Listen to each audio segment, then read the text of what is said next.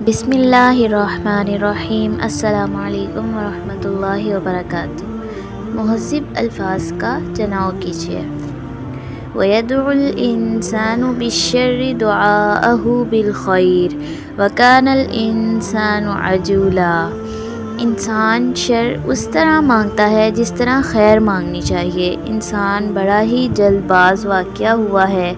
اس آیت مبارکہ میں انسان کی حالت بتائی جا رہی ہے کہ انسان اس قدر جلد باز ہے کہ وہ پریشانی اور بیزاری کی حالت میں بد دعاؤں اور غیر مہذب گفتگو پر اتر آتا ہے اور اپنے آپ کو، اپنی اولاد کو اور اپنے اموال کو کوسنا شروع کر دیتا ہے۔ انسان جلد بازی میں عموماً اس طرح کے جملے بولتا ہے کہ اللہ کرے میں مر جاؤں، اللہ کرے تمہارا بیڑا غرق ہو جائے، تمہارا کھانا خراب ہو جائے، تمہارے ہاتھ ٹوٹ جائیں، اس طرح وغیرہ۔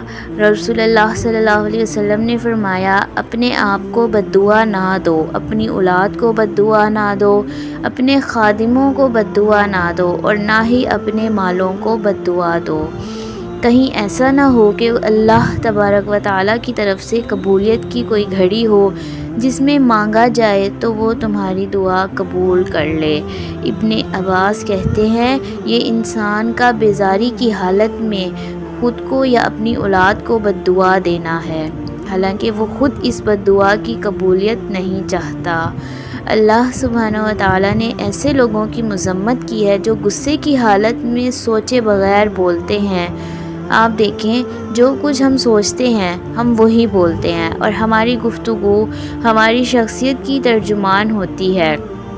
ہم ہر وقت ایک انرجی ایمٹ کر رہے ہوتے ہیں، ہمارے جسم سے ریز نکلتی ہیں۔ اب اگر آپ کی سوچ اچھی ہے، اللہ کے بندوں کے بارے میں آپ کا گمان اچھا ہے، آپ کے دل میں دوسروں کے لیے نفرت اور حسد نہیں ہے، تو آپ سے پازیٹیو ریز نکلیں گی۔ آپ دوسروں کے لیے ایک ہمدرد انسان کے طور پر جانے جائیں گے۔